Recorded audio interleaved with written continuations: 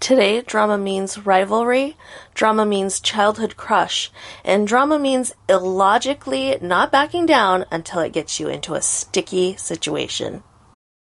Hi, welcome to DramaMeans. Today we're talking about the 2026 Japanese BL drama, Fake Fact Lips.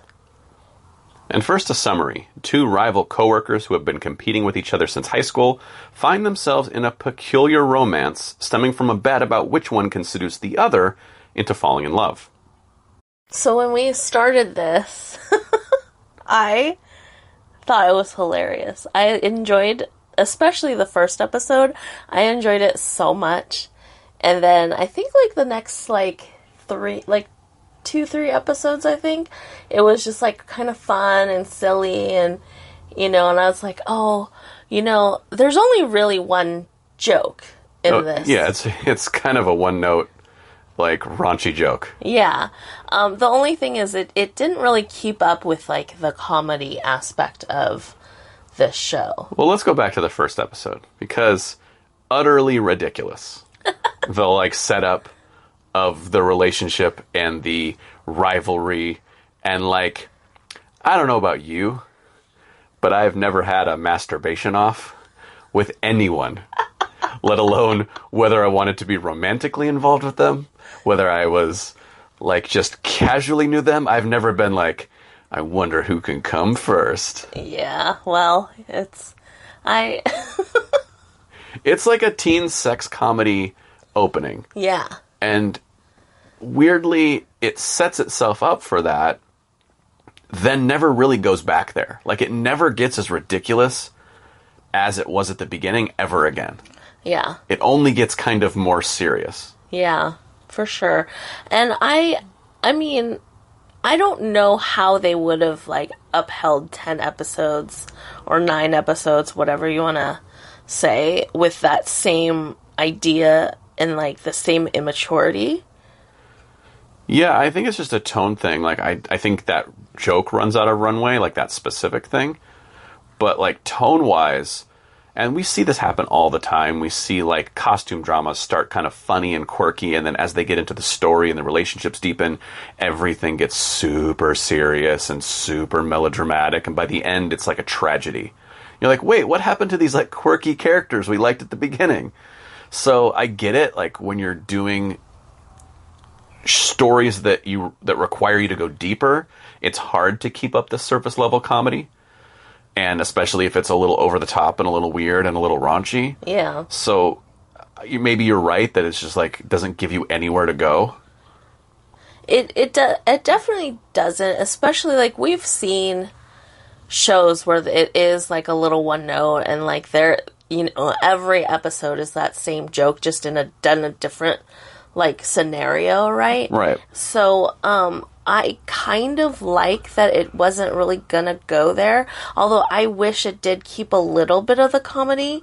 It got a little too serious and a little repetitive, that you kind of get lost in it. But I will say things one of the shows that kind of does that over-the-top raunchy is a show like Always Sunny in Philadelphia that has been on forever, hundreds of episodes, and they figure out how to make these weird, quirky characters keep doing weird and quirky things. And it's not necessarily one note. They just kind of find their sweet spot about where these ridiculous humans live and their ridiculous behavior. But it felt like this show, they're kind of normal dudes, between 9 and 5, Yeah. And then there's this oddball sensibility between the two of them when they're alone. Yeah. And that's the only time it really comes out. So it's they're not ridiculous all the time. Yeah. So again, I don't think this needs to be Always Sunny, but it's just kind of a little bit of whiplash when you get into it going, oh, that's the show we're watching. Yeah. I do like their chemistry. I spent the whole show rooting for them, which sometimes there's certain shows that I'm kind of oh, I'm sick of them. I wish they weren't together kind of thing. But I do want them to end up together. I want them to work their differences out. feel like their issues are very like repetitive, right? So it's always the same plight that they have in terms of like being insecure and not really knowing, like not really wanting to back down, but also like not knowing how to communicate or like, you know, speak up about their true feelings, right? And then the other just being insecure all the time. Well, they're both insecure because they're playing this game, which is, especially at the beginning, the first, you know, quarter, third of the season is, I think that, you know, I love you so much and I just care for you. Just kidding. Yeah. And that's kind of like rinse and repeat for a few episodes where neither of them want to be the vulnerable one. Yeah. And neither of them wants to be the one that blinks first.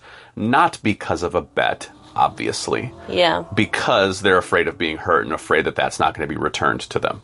Because this relationship kind of spawned very suddenly, but after all this time. Yeah. You know? So I get it, but at the same time, progression, like, give us the new thing. Move on from that one joke. You could do that for an episode, maybe do it for 2, but now we're in episode 4 and you're still kind of playing this dance.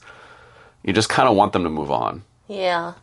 As we said in the last episode, how a lot of shows are just relying on flashbacks a lot, and we are seeing it especially, like, it's just so abundant in our last episode. We had talked about that. We had talked about it in Wishing Upon Twinkling Stars, and it's just always like you're getting the backstory, but also you're relying on these flashbacks to tell the audience just how much they care for each other. Right. Instead of really showing it and like developing the relationship in modern day, or like in present day, I should say. We are only getting the feelings and emotions part through flashback of them, like, as kids, right? Yeah, like how they met, what their dynamic was, the heartbreak when they kind of went their separate ways. Like, it's basically filling in all the context that's missing in the present relationship. Yeah. The thing I'll say about it is they at least do it sparingly here versus some of the other shows where it just feels like half the episode you spend in the past, and you're like, okay, well, why aren't we just doing that show about them back then? Why are we doing the story you're telling us? Yeah.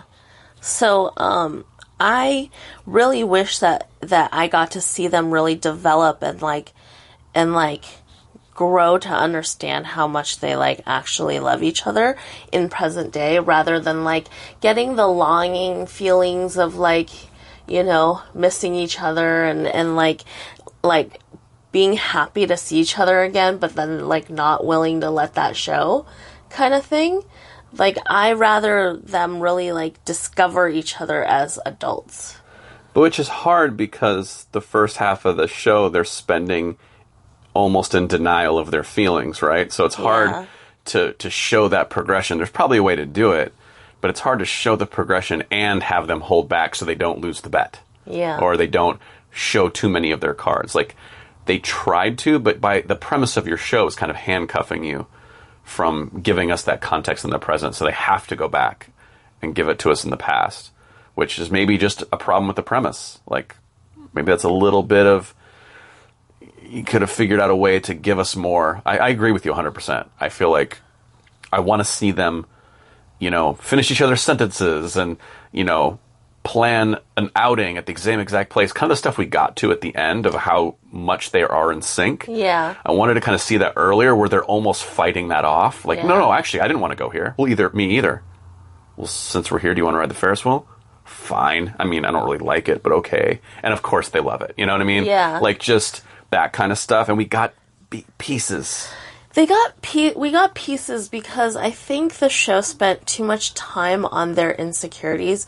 And then, again, similar to last week, you know, The Way Back to You, they always have a third-party obstacle. Yeah. Right? And in this one, too. So, at first, when that one girl in, like, the secretary group was interested in Zen, you know? Yeah. And Ryo, of course, insecure and, like, worried. That's an issue, right? So it's always, like, a third party, like fake wannabe love triangle, because it's not even given enough attention for it to be a love triangle, but just the possibility of a third party coming in, right? So that Ryo was worried about, right? Then they introduced the one guy that supposedly Ryo was, like, texting about, you know, the hotel or whatever, right? I don't even remember that. Like, meeting at the hotel. And I was going to get to this a little later, but it's basically an insecurity or a vulnerability that Zen kind of, like, had said to Ryo about, like, oh, you're, you know, now that we've slept together, or now that we're together, like, you're only allowed to see me. Yeah. Kind of thing, right? And then right after he says that, and then he's like, what, you think I would say that? Haha, you know, that dumb thing. Yeah. And then right after that, Ryo gets a text from somebody that was like, don't get the hotel wrong or something. And then he's like I would. And it's just kind of, and then we're like, uh-oh, who's this other third party that Zen has to be worried about? Which then they never address again. Yeah. So they brought it up and never addressed it.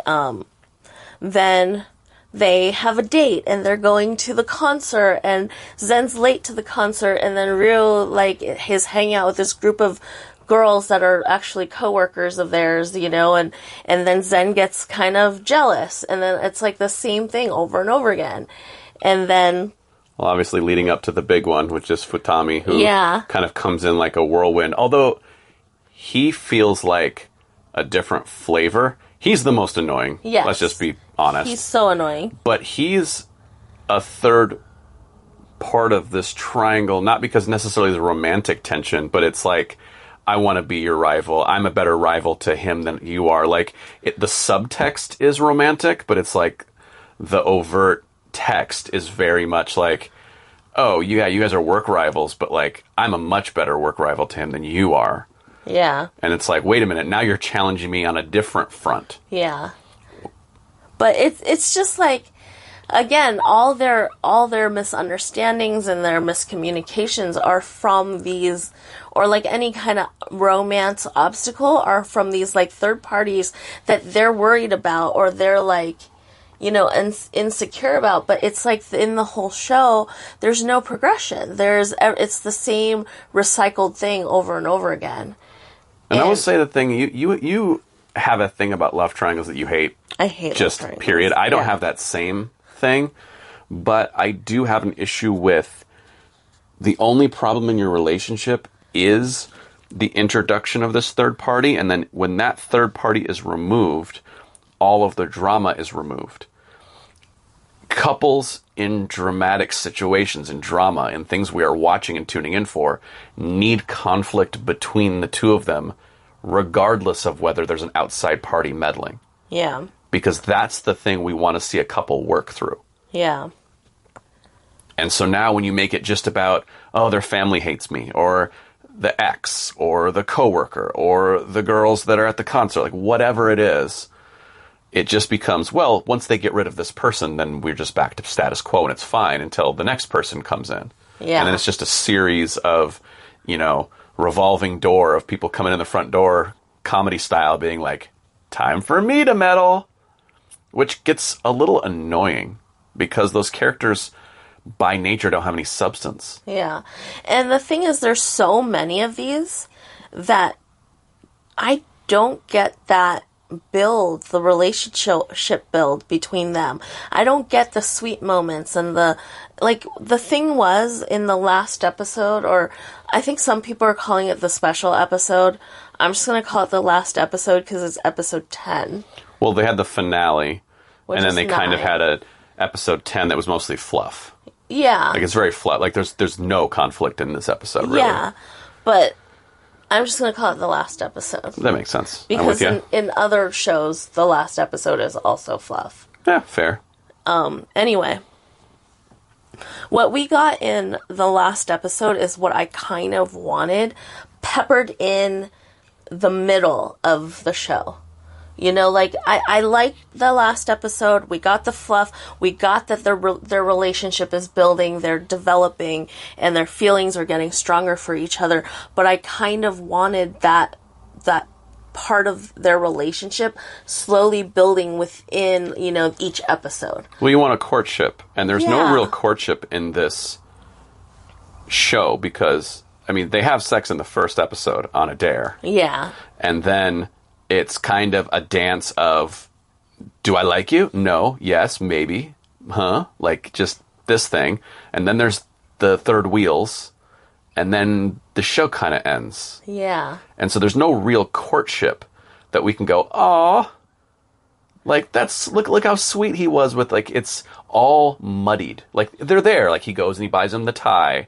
But it's, like, muddied by this other character being there. And the misunderstanding with that character. And so you're like, you never get to, like, feel the butterflies. Yes. And go, oh, look how cute they are together. It just... We didn't get to feel the butterflies. That's exactly what I felt was missing in the middle of the show. Yeah. Like... I couldn't agree more. You need the butterflies, and then there's, like, an obstacle, and then they work through the obstacle, and then you see, you know, they've, like, grown a little bit from working through the obstacle, and then there's more butterflies, and then, you know, like... I couldn't have said it any better. Like, that's exactly what we're missing. I mean, I think what really boils down for me is because we're missing that, the whole show is a bit forgettable. Like, I couldn't, as we're talking about it, I'm remembering. Yeah. But, like, if you would have quizzed me, like, 10 minutes ago about what happened in this show, I'd been like, huh? Like, I just don't remember. I liked them. I think I was rooting for them, too. But I also kind of didn't care either. Like, it's kind of a lot of nothing. Yeah. And it's not even bad, offensive nothing. Like, I watched this show very attentively, and I didn't mind watching it every time it was on. Like, if I kind of watched it week by week, I didn't mind sitting down to watch it. I can't tell you why. So, I think one of my biggest problems, and which really led me to feel really disappointed, was after episode 9, which I thought was the ending, right? Because I didn't know there was going to be a special episode number 10, right? Well, when you advertise an episode as the finale, that should be the last episode. Yeah. I was disappointed because they kind of went through, you know, their fight, right? Their big climax of their relationship, and I don't understand why they did it the way they did. 'Cause first of all, fuck Futami. Tell us how you really feel. I've not wanted to, like, tell a character off so bad before. I mean, of course I have, but, like... Yeah, there are some. Yeah, but he was so annoying, and I just couldn't understand, like, you couldn't say anything that would deter him. He just sticks to you and clings to you. But also, like, neither of the characters had enough resolve to be like, hey, fuck off. I don't want you near me. I don't want you following me. I don't want to go get drinks with you. And it's just so annoying because they always end up, like, going, like, doing what he wants. I kind of wish that he was their boss. So, like, socially, they couldn't tell him to fuck off. Yeah. You know what I mean? Like, just give us something that makes them not spineless for putting up with this guy in all these scenes. Yeah. Like, why does he go on a business trip? Oh, it's because it's his boss, and he has to go on the business trip. Why does they go out to drinks with him? Because they have to, because he's the boss, and he's organizing work drinks. Now I kind of understand why they're hanging out. Because I agree with you. At some point, I'm like, just punch this guy in the face and shove him out the front door. Exactly. So, Futami aside, when Zen and Ryu are back at Ryu's place, after Ryu saw Zen and Futami were hanging out after the business trip. And he said he was working, and that's a lie. That's a fat lie. liar. He lied to go get Ryo a present. Oh, I'm working. I got caught red-handed. True. Gallivanting with the annoying guy. I mean, it'd be one thing if you were gallivanting with someone that you wanted to have sex with, but you're gallivanting with an annoying dude. That doesn't make it any better. Unforgivable. Anyway, what I'm saying is, Ryo poured his heart out, and you know, I was a little surprised that like Ryo was so like upfront about it, which was nice because they're finally talking, right? Which the thing is, this has been brewing within Ryo like for a long time, you know, because he's like, oh, you're going to a business trip? Oh, you're gonna go hang out with Futami? What about me? Kind of thing, right? So this has actually been stewing, and then he finally pours his heart out to Zen as he's sick, by the way.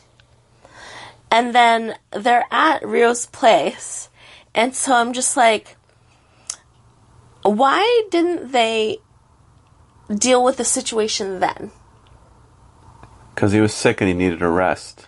But it was like, but it doesn't, like, okay, like, he spewed his heart out, right? And then, like, you just don't do that. Like, if this person is like, I'm really insecure and I don't, like, you like Futami more than me and I'm really worried and you're my boyfriend and like, do you not want to be with me anymore? And then Zen's like, with all these insecurities and you're not taking care of yourself, I don't know how we're going to maintain this relationship, which sounds like he's breaking up with Ryo, and Ryo's like, my thoughts, my, you know, things that I was thinking about and my suspicions are all true because now you want to break up with me kind of feeling, right? And he's sick. Like, who fucking just leaves their boyfriend or their, you know, significant other sick and just goes home?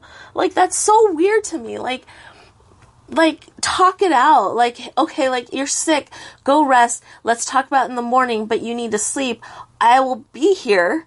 You know, I'm here to take care of you. I will put a rag on your head or make you porridge or whatever the fuck. You don't even have to do anything. You don't have to take care of him. Just sit there and watch him. I don't care. But, like, you don't just leave the person. Yeah, it's a little strange. It's such a weird... It doesn't make sense. It's so illogical. And I'm just like...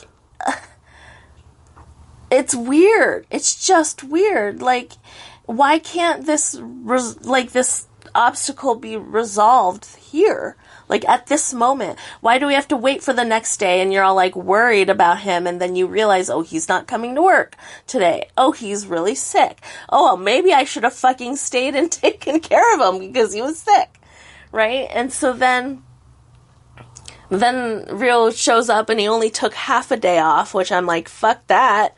You need to go. If you're sick, don't go to the office and let other people catch whatever you're sick with.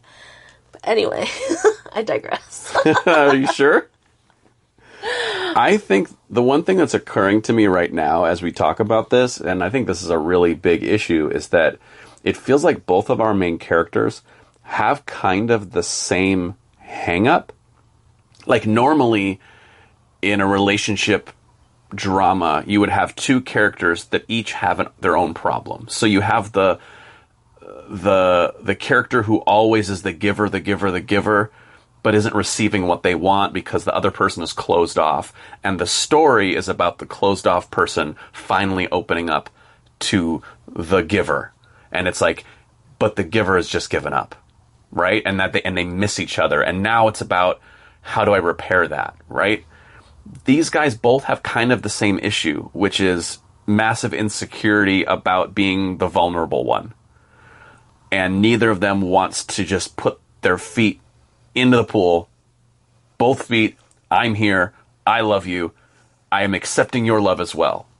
Like, it's sort of like saying I love you is vulnerable, accepting the I love you is vulnerable. Neither of them want to be vulnerable, so they just run. And I think the story would be stronger if one of them was okay with being vulnerable and the other one wasn't meeting him there.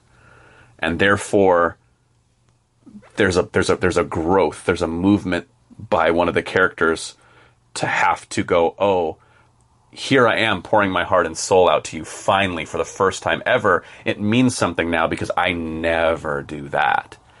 But it's also not your problem. It's my problem. And the fact that it's both their problems, it just feels a little light and like, oh yeah, no, they're both insecure. Well, technically, Ryo is the one that is completely ready to be vulnerable and like the one that loves more than the other, right? That's his character is supposed to be. If it's conveyed or not, that's one thing, but that's what his character is supposed to be. He is supposed to be the one that is ready to be vulnerable, and Zen is not the one that's ready to be vulnerable. It's just not as shown, and I think more than insecurity of like being vulnerable with Ryo is he's worried that he would lose Zen at any minute because he's like Zen is this like really he's so careful with Zen because he's like this egg that can break at any moment. So he's very soft and gentle and like and doesn't want to like push too hard because he's worried that Zen's gonna break. Zen's gonna leave and he's gonna have no more Zen left, right? Sure. That is like the issue with the relationship. Is it conveyed like strong enough? I don't think so. They do say it a lot, especially when Zen is like, I will get to your level of love soon enough, right? Right. It's just that the problem is they don't work out their issues and they don't communicate well enough to like find growth. So like honestly, Ryo never gets to that point where he doesn't treat Zen like this careful little thing, like this treasure that he somehow am able to covet, right? Mm-hmm. So they never work through that until we see it in the last episode. Yeah, which makes sense. I guess for me, it manifests the same for both of them. It manifests in this, I wish I could tell you what I feel, but I won't. I wish I could tell you how I feel, but I won't. I'm just going to run from it. Oh, just kidding. Oh, are you interested in that person? Maybe. Oh, yeah, they're pretty cute. Like, it's all of these, it just keeps manifesting over and over in the same exact way. And, like, you're absolutely right in the way that, like, Ryu talks about Zen versus the way Zen talks about Ryu. Like, oh, he's been into him since he walked away at high school. Like, that was a loss. And it was more of a loss for one of them. But even up until the last episode, even in the special episode, they're still playing that thing like, hey, why didn't you ever contact me after high school? Well, maybe I was waiting for you to contact me. Like, there's still this guarded... And yes, they've worked through it, and it's a little tongue-in-cheek there. Yeah. But it's kind of the personification of the entire show. No, but yeah, he says the words maybe, but he meant it. It was, I was waiting for you to contact me. Yeah. And then Ryo's like, oh, are you kidding me? Like, really? And I missed my opportunity kind of thing. Like, that's the reaction. But they're still playing it as a game. It is, because that's like just flirtatious. I know, but when their whole conflict was the game, I know. when you continue to play the game, I go, wait, we're back here? They're gonna always, because they're them. No, right? I get it. The thing is, I feel like Zen actually opens up more than you really realize, because there are so many moments where like Zen speaks his mind a lot, where he says, you know, you're not allowed to sleep with anyone else. It's only me now. Right? Like that is coming from a place where he's like truly believing like they're together, right? And so they're not allowed to do things with other people. And Zen opens up and is like, you don't understand just how much I love you. Like, I like you. Like you're underestimating my feelings for you. And he's like he's said that several times.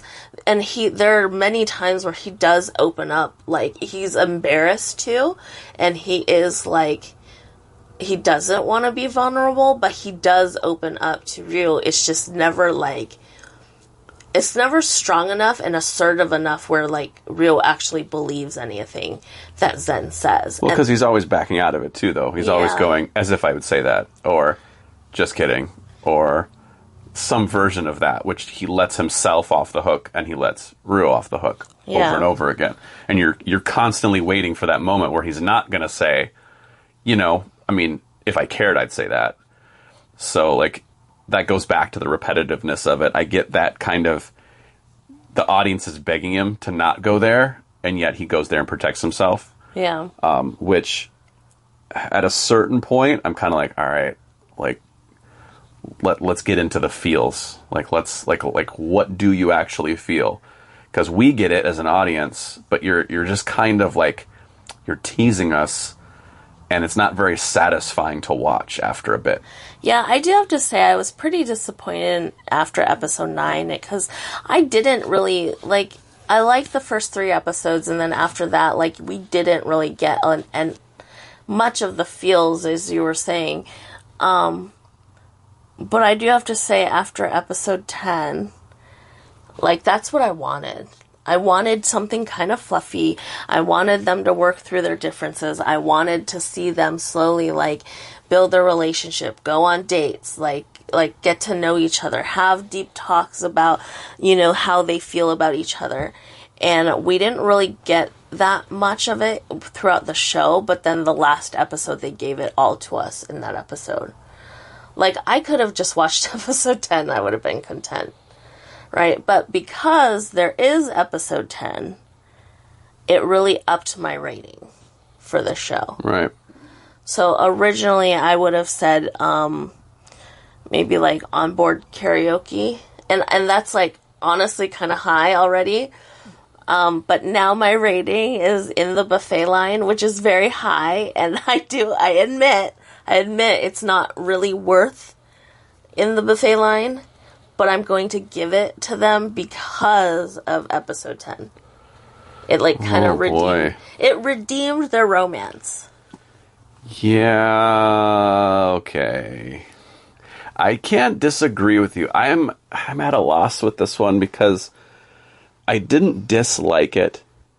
I don't dislike the couple. I just don't quite understand why it's a show. I don't know why we tuned in every week to watch it, even though I didn't not. It's like, I don't know. I don't know if I enjoyed it or not, to be honest. I don't, like, this is like drinking water. You're like, I gotta drink water because I need hydration. Do I enjoy it? Not really.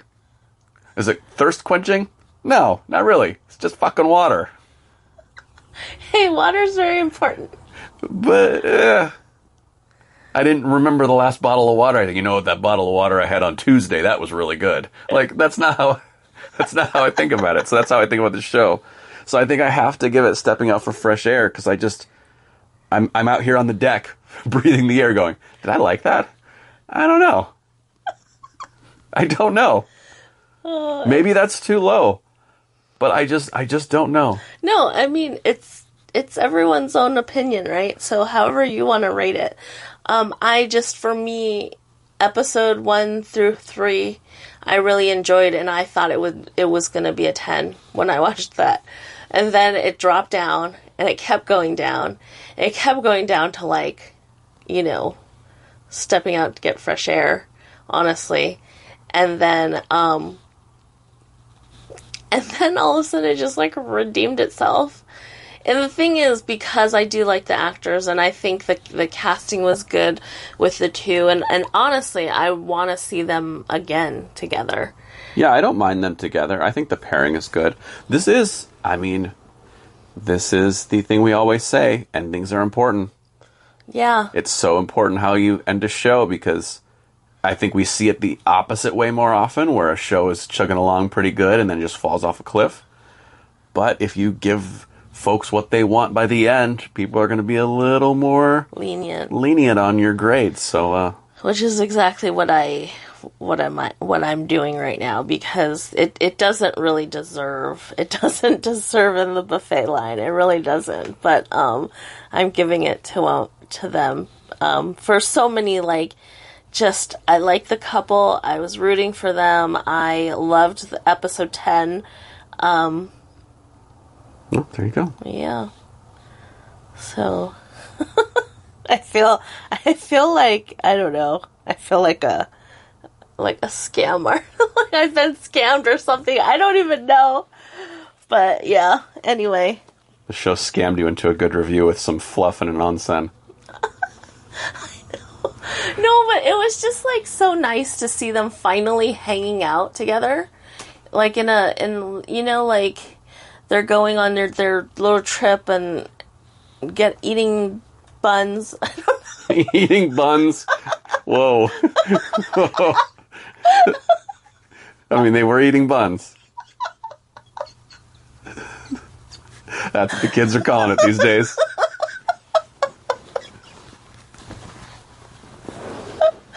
Alright, that is it for us this week. On that note. We will see you next week. Thank you for listening.